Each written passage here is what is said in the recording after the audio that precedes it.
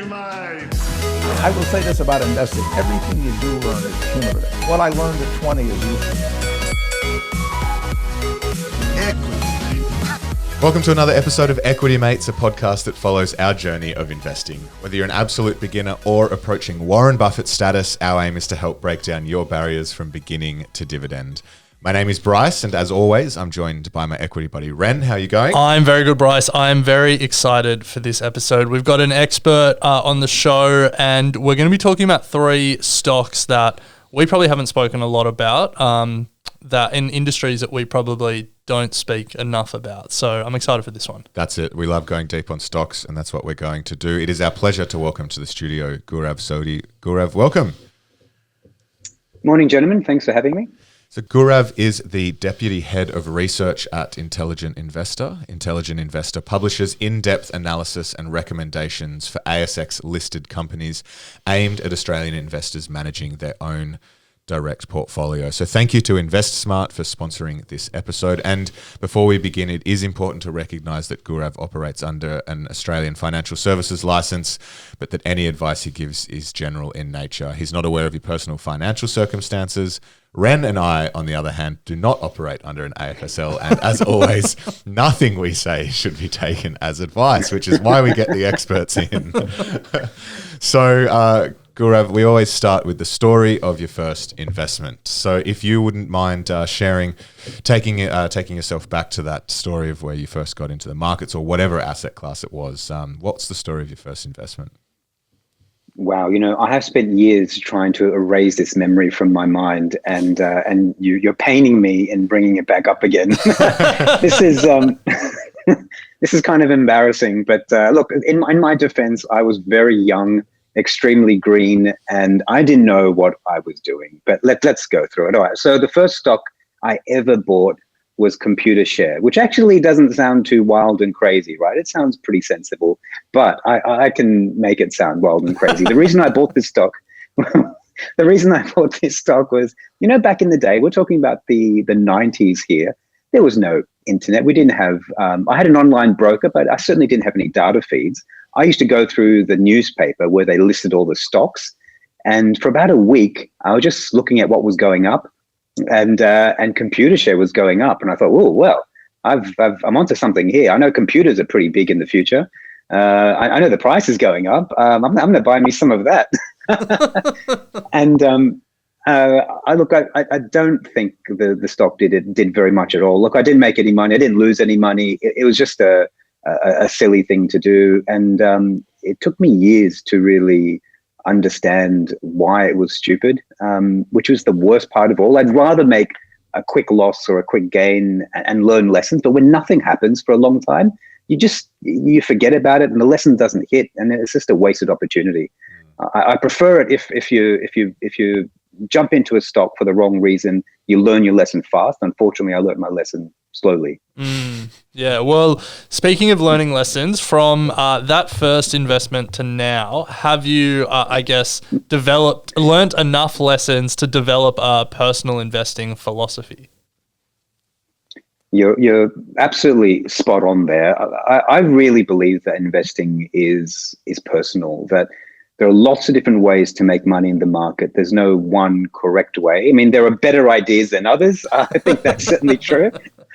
But ultimately, you have to first understand yourself before you can understand what kind of investor you are. And I think that's why in our youth, so many of us are such lousy investors. It's because we don't have the experience with ourselves. We don't know ourselves enough to understand what works and what doesn't. It's not that we lack financial skills. It's that we lack self-knowledge. And that's something they don't teach you at university. They don't teach you in class. But I think it's really, really important to be a successful investor, is to understand what kind of person you are, what risks you can take, what your psychology is made up of, and work with that as a raw base. So Gaurav, you've been at the Intelligent Investor since 2009. Correct me if I'm wrong. Can you talk us through just your journey there and perhaps some of the major lessons that you've taken from the market activity? We've been through a pretty significant bull run going from GFC through until what, start of this year? Some of the major lessons that you've taken from that period. Yeah, Intelligent Investor has a really rigorous screening process. I remember coming in and doing a whole series of detailed financial tests. They put a couple of blank, covered up balance sheets in front of you. You have to give detailed insights about these companies, and it takes hours and hours to do. And I systematically failed every single one of those tests over hours and hours.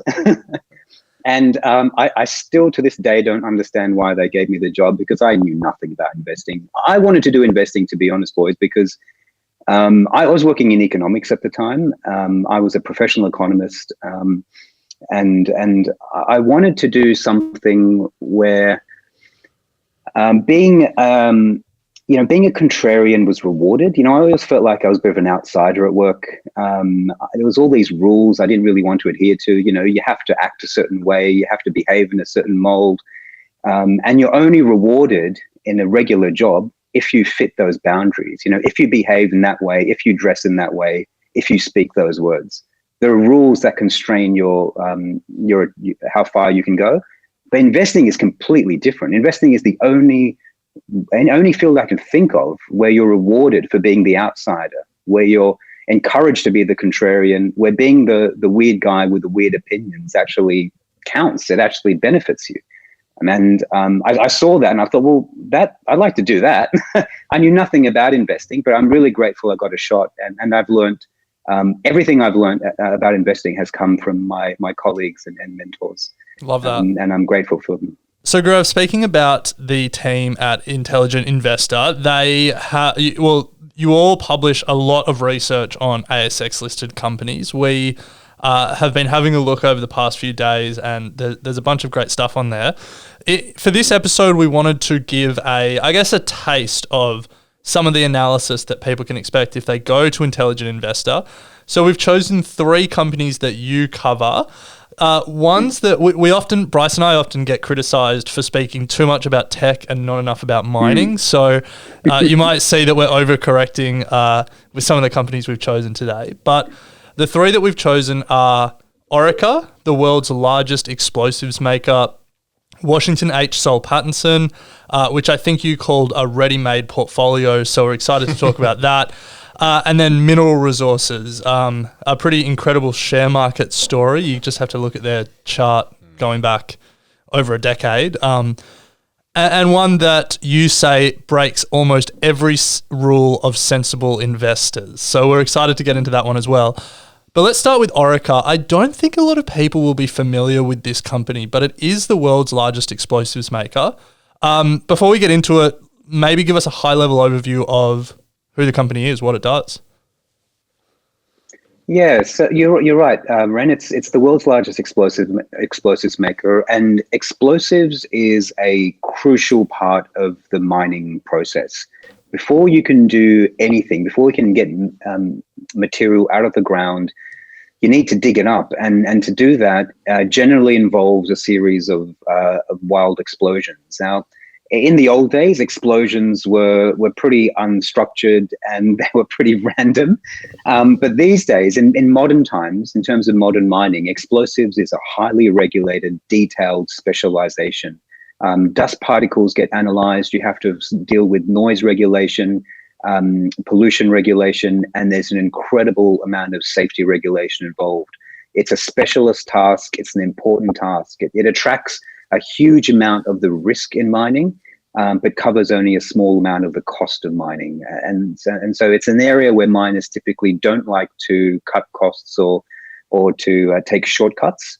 And that is exactly why Orica has the makings of a decent business. So, Gaurav, Orica has made it onto the watch list for Intelligent Investor. But we noticed in the article that you wrote, it said Orica now generates less revenue than it did a decade ago and just a third of the profit. Margins and returns on assets have collapsed while earnings per share has been decimated. So how does how does Orica find itself on your watch list? Yeah, it's had a really bad 10-year period, and there are 2 main reasons for that. I would say 10 years ago, Orica was squarely in the high quality business category. It generated really good returns on capital, consistent and high margins, and it was an important part of that whole mining chain. And then it does what so many businesses doing so well do, which is it goes off and makes a silly acquisition. In this case, it made several of them. They tried to get into the underground stabilization market, and that's quite a niche. When you're mining underground, you need a whole series of capsules, bolts, and hardware to keep the mine from collapsing. And especially when you're going deep down, you need a whole series of bits and pieces to keep the mine shafts open and safe. So they bought a producer of all that equipment, and that company, along with another business, was folded into Orica and became a large part of Orica. And what happened was that a large part of those revenues came from underground coal mining. And we all know what happened to underground coal mining. The volumes just collapsed. And that business became almost worthless. So a whole bunch of capital, so $1.7 billion or so, was allocated towards a big segment that never really worked for Orica. It was just a big distraction for them and led to a lot of shareholder loss. Now, while that was all happening, the industry itself has been changing. Older investors remember big miners as big capital sinks. Mining used to be about digging as much as you could, as quickly as you could, and it wasn't really about financial returns or returns on capital. Now, that changed after the big mining boom. And I would say around 2011, 2012, about 10 years ago, that started to change. We saw a change in the board and management of the big miners, and we saw a change in their emphasis. Gone were the days where success was measured by output alone, and these miners became super disciplined in their costs and in their volumes, and the metric that mattered most was shareholder returns. And that's where we find the industry today. The industry today is nothing like it was when I first started looking at it more than a decade ago. It was run by a bunch of yahoos who were only interested in volume and building bigger and bigger businesses. It is now a properly well-run industry run by the accountants interested in financial returns. Now, that's great if you hold mining stocks. If you're a supplier to the mining industry, that means there's far less revenue in it for you. And instead of capturing profits from the largest of the miners, you end up being effectively a supplier to a duopoly. And being a mining services provider today is akin to supplying coals and bullies. It's an invitation to generate low returns, supplying to very powerful businesses. Yeah, right. That's fascinating. I hadn't really thought about that. Australia loves a duopoly, I guess. Yeah. So I guess if we zoom out from if we zoom out from Orica a little bit and we look at the capital allocation decision Orica made and what we can learn from that when we're analysing any business. Basically, it was a lost decade because they allocated capital poorly, got into a business that they, that was on the decline, and you really told the story there. How does that, as an investor looking at a company's activities, looking at their financial results, what are some of the red flags that investors probably could have seen early days that this wasn't working? How has it sort of informed your investment analysis after watching what I imagine was a slow-moving train wreck? What can we learn and what can we take when analysing other businesses? I think we have to be very aware of what the business is trying to do. Now, the idea behind the initial move into underground mining was to expand the product suite. They thought they had all these relationships with major miners. They were selling them a whole bunch of stuff. If they had more stuff to sell, they could use those relationships and increase volumes through their distribution channels. It wasn't a crazy idea. I think there was some initial sense in what they were doing. I think the mistake was persisting with the idea when it was clear that it wasn't working. This didn't collapse overnight. There wasn't just one big write-off. Over a period of 10 years, it was clear within 18 months to 2 years that the acquisition was not working, that the strategy was going to fail. And instead of acknowledging then acknowledging the mistake, then stepping back and saying, okay, we got this one wrong. Let's go back to doing what we were doing.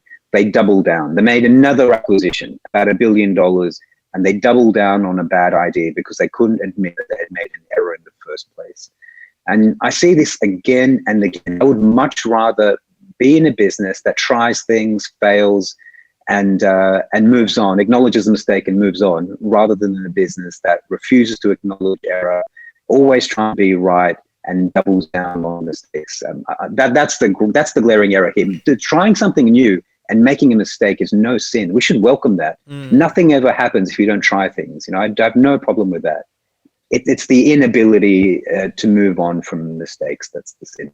So, Gaurav, I guess the question begs then, if it's on the watch list, you've just laid out what has occurred for Orica, but what does the future hold? Like, what is of interest to you, and why? What's the bull case for the next sort of decade or so?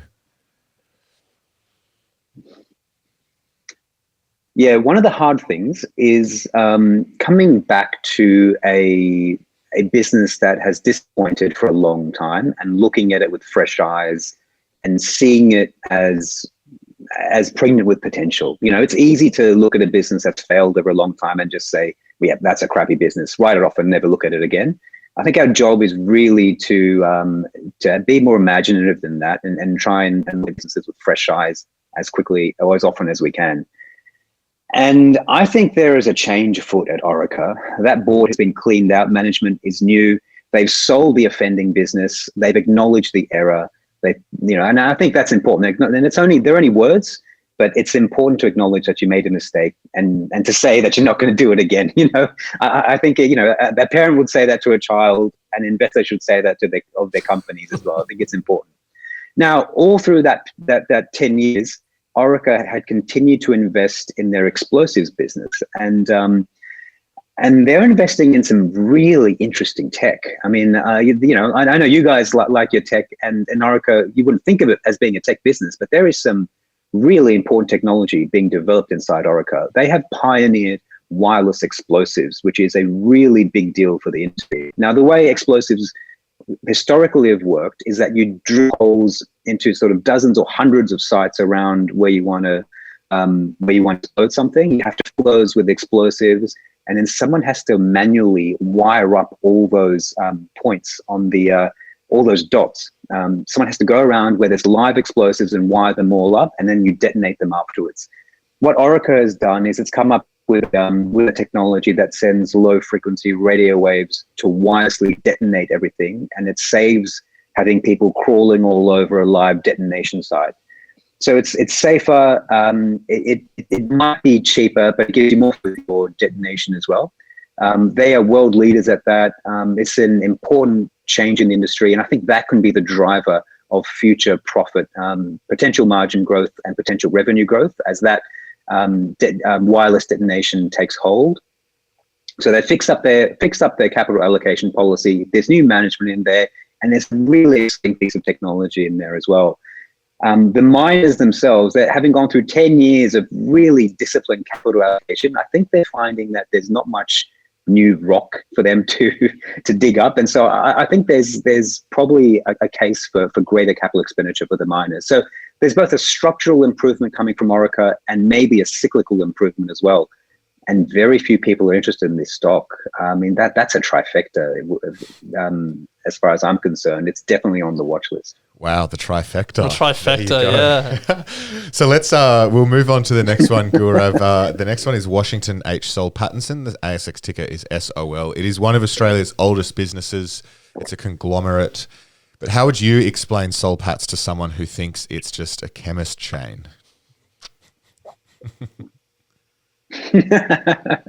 Yeah, look, I'm guilty of that as well. I once thought this was just a chemist chain, and I couldn't understand why anyone would buy this. I think the most common description of this I've heard is a conglomerate. Most people think it's a mishmash of different assets and businesses. They own big stakes in New Hope Corporation, which is a coal mine, staked in TPG, of course, the telco, and they just sold a big stake in API, a chemist chain. Along with that, they own a long and Brickworks, of course. They also own a big chunk of Brickworks, and then there's a long line of sort of equity investments they own as well. This is a business run by really a family, a multi-generational family, the Millners.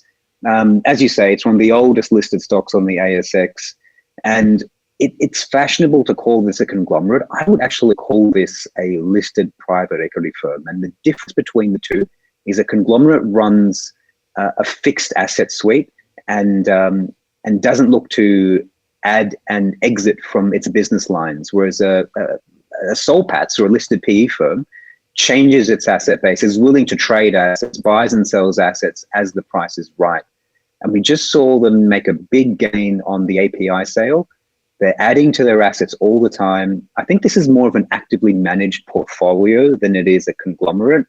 And that's why I think if you're relatively new to the share market and you don't know where to go, I'm not a huge fan of ETFs in the Australian market. I think ETFs in Australia make very little sense because the structure of our market is so concentrated. 50% is in banks and resources.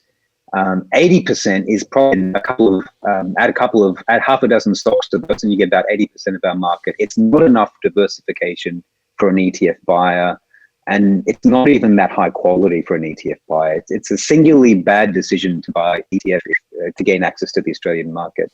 Fine in the US, not so good here.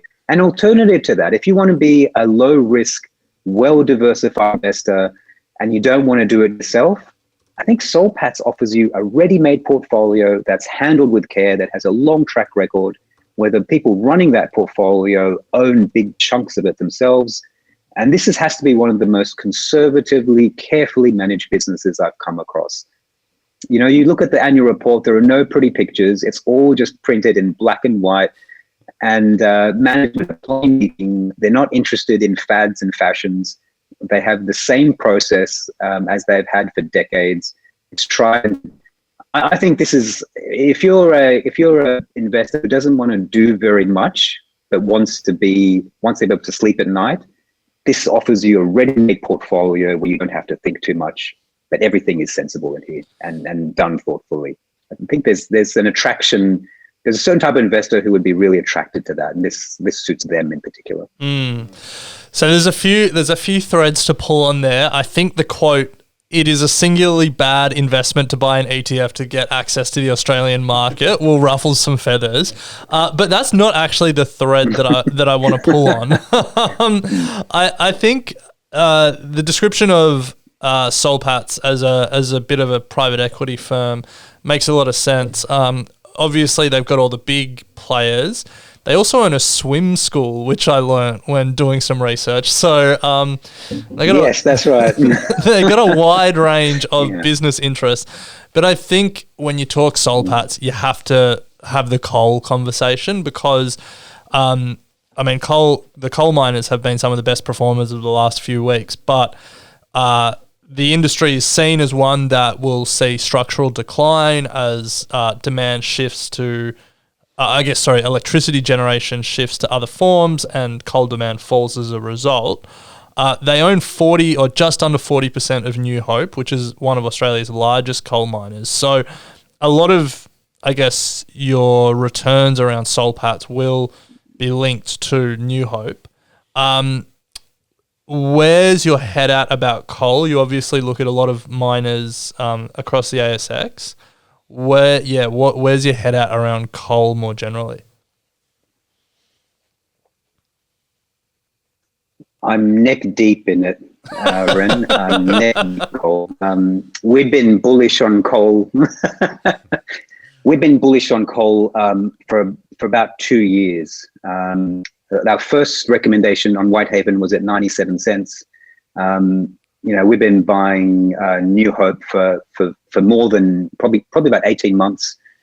So we got in on the ground floor on coal. My interest in coal wasn't because I particularly think there's a strong demand case for it. In fact, I'm aware that coal demand is falling and it's likely to continue to fall.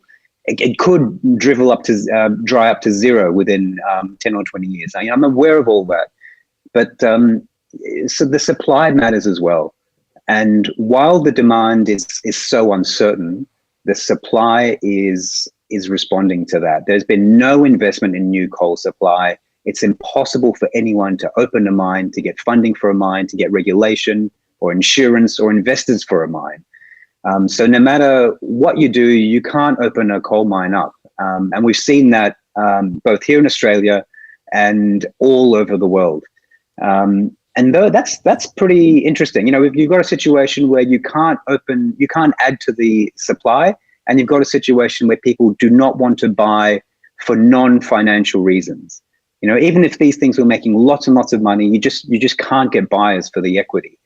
And that's why we initially went into coal, and that's why we're neck deep in it now. We run a couple of listed portfolios on the ASX, and two of them have significant coal positions. For me personally, about a third of my personal portfolio was in coal. Wow.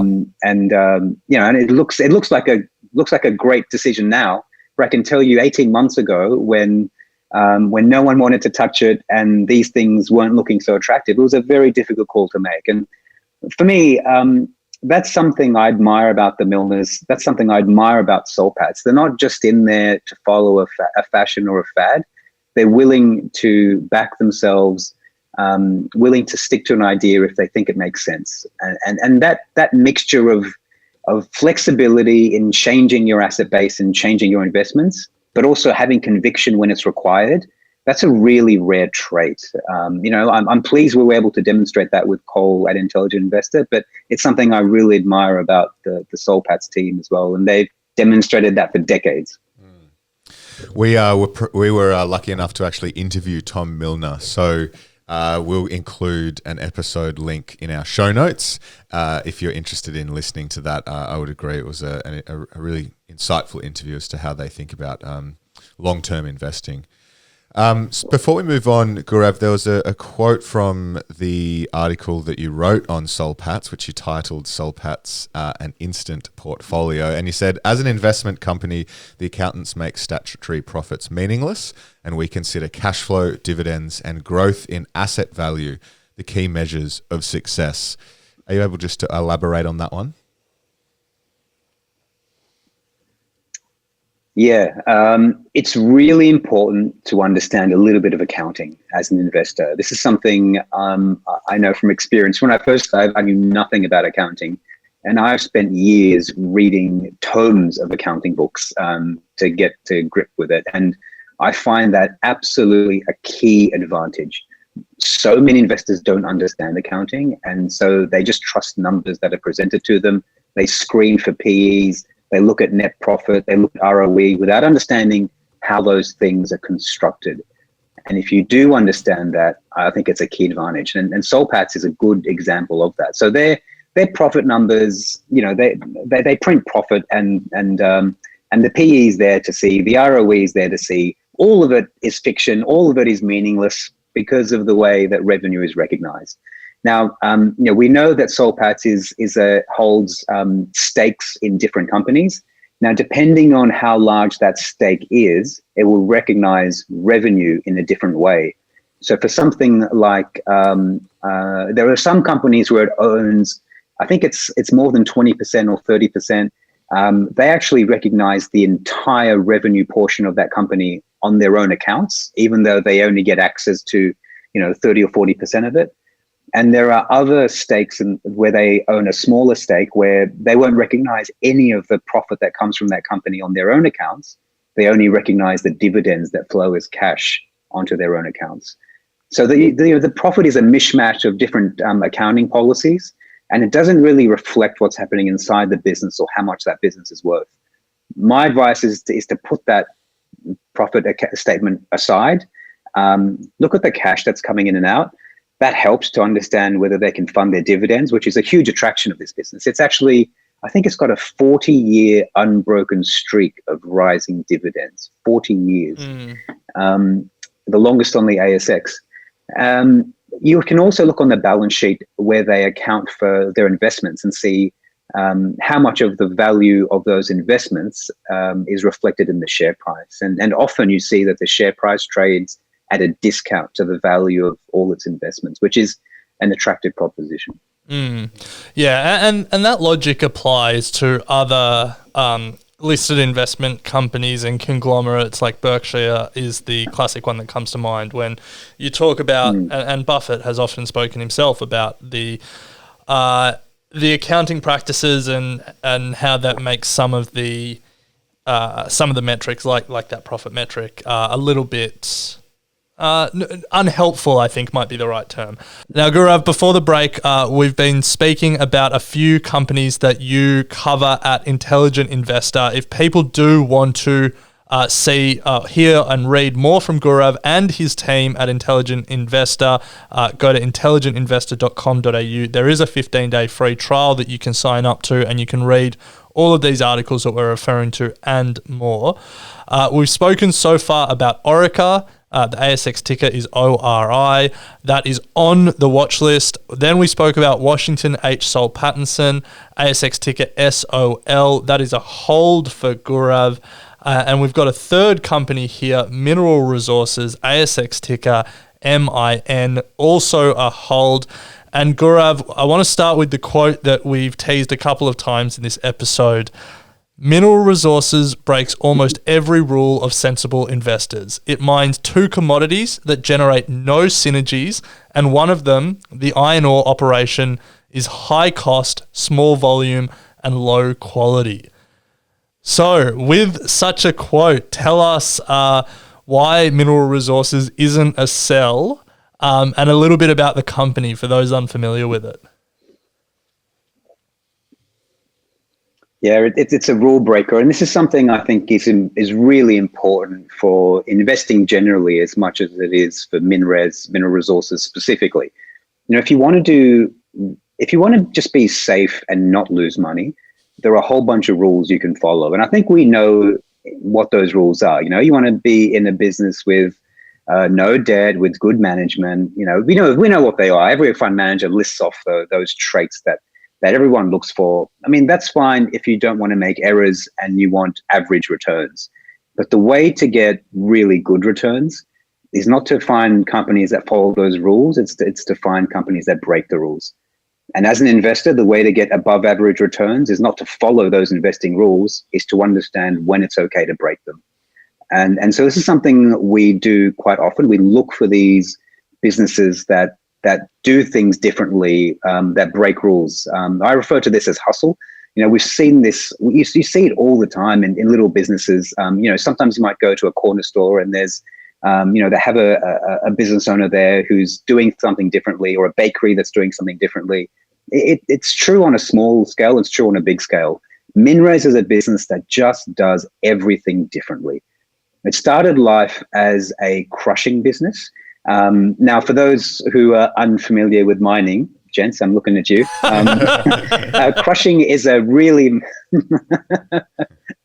crushing is a absolutely vital part of mining. It's not just breaking down rock. Crushing means reducing rock to a particular particle size that will pass through a processing plant.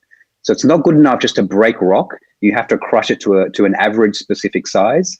And rock comes with all sizes and densities. Your crushing plant has to be reliable. It gets serviced all the time, so there has to be an available spare parts supply chain, and it has to be bespoke to the design and the rock that you're mining on site. So these things are incredibly important. If your crushing plant does not work, your entire operation grinds to a halt, and it has to be able to it has to be reliable and be bespoke to the site you're on. Now, MinRes started designing these plants, and they used to only crush for pretty high-cost, crappy miners who couldn't do it themselves. And in doing that, they became so good at crushing, they actually now crush for everyone in the industry, including the big boys. And they've created a supply chain which covers where they can replace parts anywhere in WA, all these remote locations. They can get parts there, so to limit downtime. They're really good. They've got a whole wardrobe full of virtual wardrobe full of designs that they can borrow off, and they've got IP that's built over decades about how to construct really complex processing plants or crushing plants. Now, they've done that for years. It's a profitable business. I think it earns incredible returns on capital. It's grown volumes at 20% a year for years, and I think it'll continue to do so. And if that's all that MinRes was, you'd think, okay, that's a pretty interesting business, and you'd probably still invest, to be honest. But MinRes is so much more than that. It combines crushing with actual ownership of mines, which I think is unique in the industry. So at the moment, they own a whole bunch of iron ore mines, which, as you allude to, those iron ore mines today, they cost about $100 a ton to get the stuff out. They're low quality, they're very expensive. They've got no infrastructure or logistics behind them. Iron ore, remember, is a logistics operation. It's not really a mining operation. Your costs are all about moving ore from one place to another. And digging the stuff out of the ground is very cheap. It's really about moving the stuff that determines how profitable you'll be. They have no logistics, so they own a high cost, low volume, low quality iron ore mine.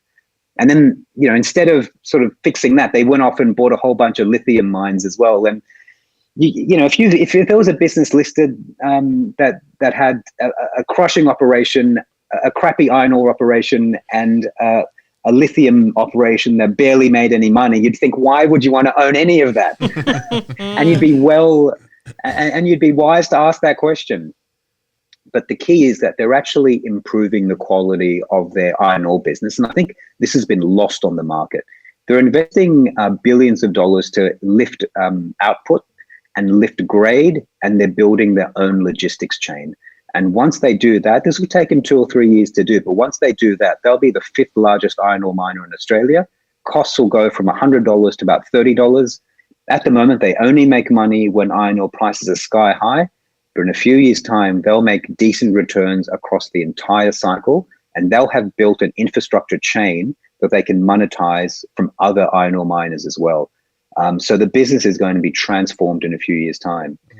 Now, on the lithium side, instead of just mining lithium rock, which is known as spodumene, they actually have dealt themselves into the processing chain, which is where the most of the profit in lithium is actually made. From a ton of raw lithium rock, if you process that and then sell it, it's known as a lithium hydroxide, you get 10 times the revenue as you would from selling just the raw rock. So they're now building their processing plant. And again, what looks like a pretty crappy little rock mining operation is going to be a complex, high returning chemical plant by the time they're done with it. And I think altogether, this is a business that is going to be not only more profitable, but much higher quality than it is today. And I think that's what's lost on the market. It's still viewed as a mining service business with a crappy iron ore mine attached to it and the option of lithium.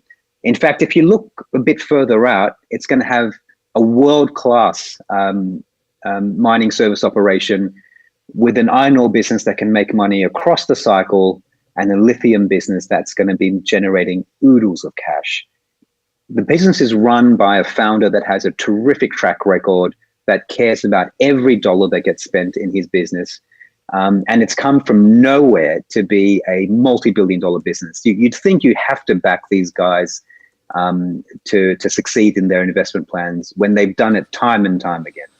So Gaurav, just on that point about leadership, we set this up with Mineral Resources breaks almost every rule. And I feel like, and please correct me if you disagree, but I feel like when we find those rule-breaking businesses, a lot of it is because of the entrepreneur, the founder, the CEO. Like the reason that they're able to break all these conventions and these rules is because they are just led by, generational entrepreneurs that can find ways to break those rules. And Chris Ellison, the founder of MinRes, and I think the managing director still, probably exemplifies that in the mining space. So tell us about the MinRes leadership team, and I guess what are the traits that you see in that team that are transferable across all the companies that you look for? Like what makes a great leader and an investable leader, and do you see that in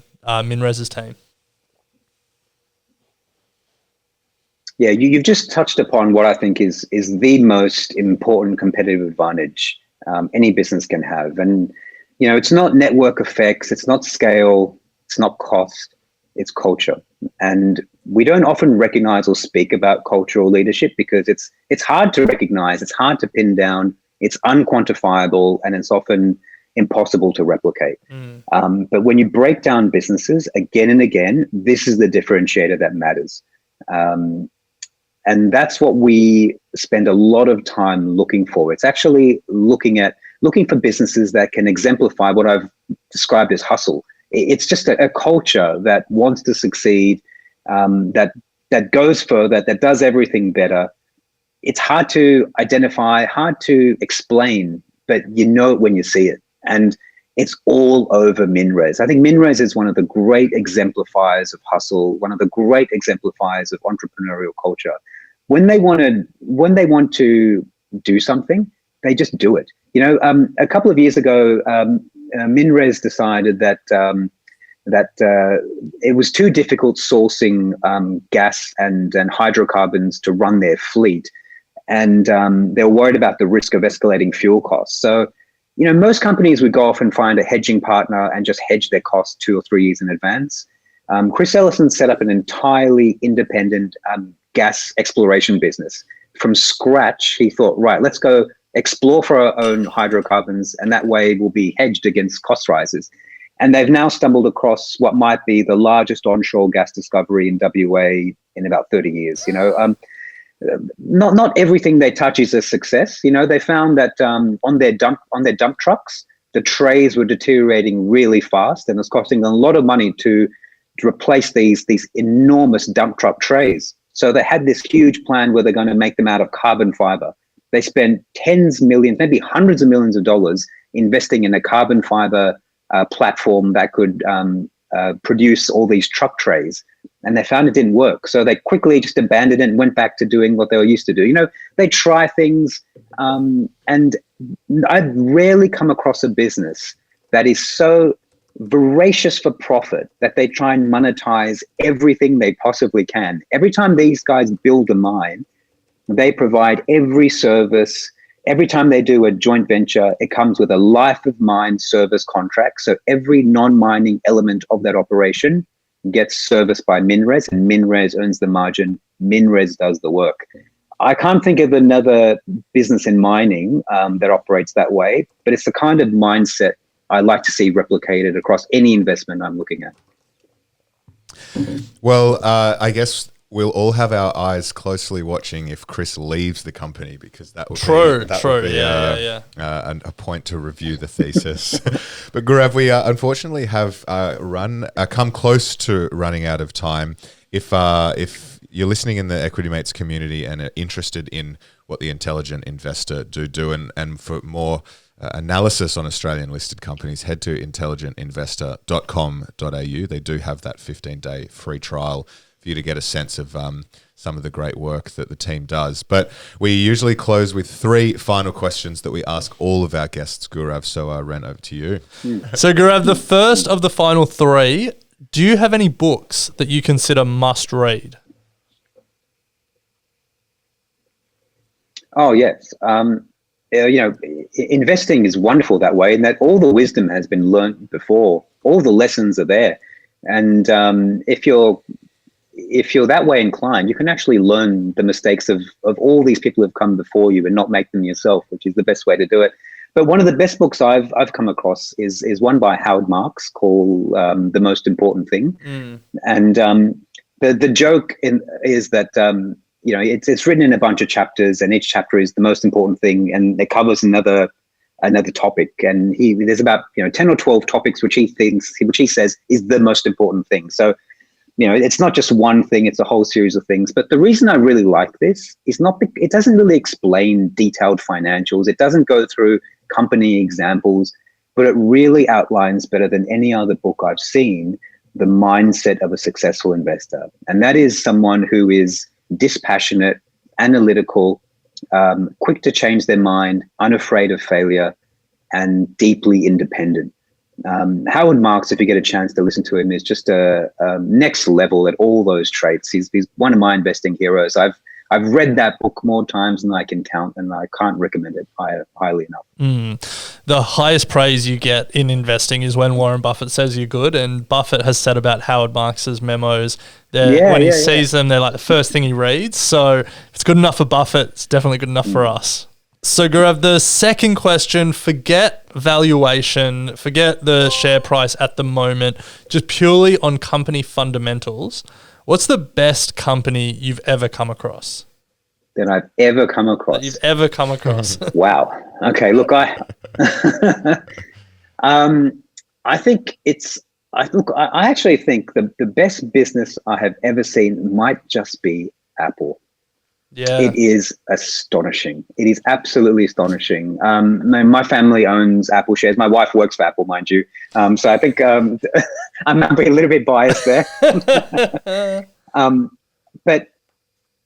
But I can't think of another business that combines technical know-how with marketing nous, with deep entrepreneurial hustle.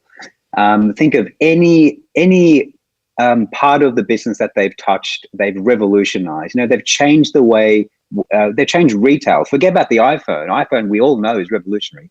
They've changed retail, they've changed music, they've changed movies. They are now the world's largest watchmaker, the world's largest headphone maker. I think they're going to be a significant force in payments, in health, and in augmented reality. That M1 chip they've just designed is the most advanced chip ever done. And 10 years ago, they knew nothing about chip design. This is an impressive firm, and I think it's the best business in the world. Yeah, love that. We spoke on Monday about the CarPlay ecosystem that they're building as well, and they're quietly amassing millions of car users and the platform they're building there, and then they're allowing other developers to build apps to do things like pay for fuel and pay for electric vehicle charging, all through the Apple ecosystem. It's just another platform that they're going to dominate one day. Anyway, we are running out of time, so let's stop worrying about Apple and go back, Gaurav, to your early days as an investor, when you were first buying those computer shares. What advice would you give to your younger self?